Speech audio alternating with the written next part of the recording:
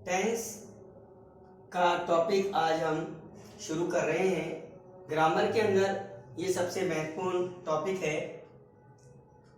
9th और 10th के लिए सबसे अधिक महत्वपूर्ण है। डेफिनेशन की बात करें हम, क्रिया का वह रूप जिससे हम समय का ज्ञान होता है उसे काल या टेंस कहते हैं।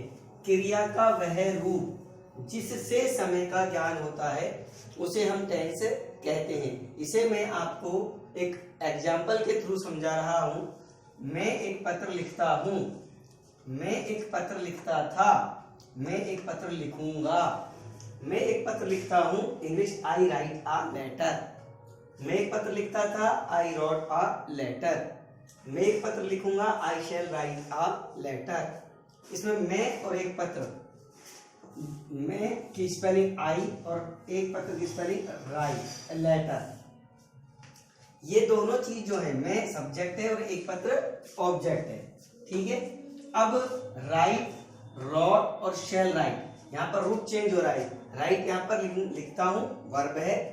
राइट का ही रूप चेंज हो गया, रॉट, और फिर हो गया शैल राइट। यानी कि इसका अर्थ चेंज देखेंगे तो हम, राइट का मतलब होता है लिखता हूं, रॉट माने होता है लिखता था, शैल राइट माने होता है लिखूंगा। फिर देखिए एक बार फिर, राइट माने लिखता हूं, रॉट माने लिखता था, शैल राइट माने लिखूंगा। इसका मतलब ये राइट की जो तीनों फॉर्म है ये हमें उसके तीन टेंसों के बारे में बता रही है। राइट माने लिखता हूं, रॉट माने लिखता था, और शैल राइट माने लिखूंगा।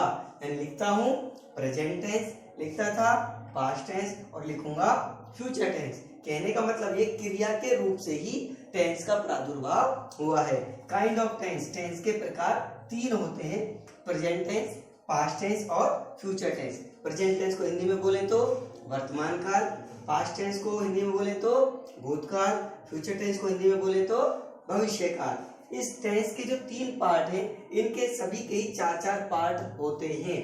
Part of tense, indefinite, continuous, perfect और परफेक्ट कंटिन्यूअस। इनके भी चार चार पार्ट होते हैं। यानी इंडेफिनेट के भी चार पार्ट है, कंटिन्यूअस के भी चार पार्ट है, परफेक्ट के भी और परफेक्ट कंटिन्यूअस के भी। जिसमें पहला है अफर्मेटिव, इसको हम सिंपल भी बोलते हैं, सकारात्मक इसका अर्थ होता है।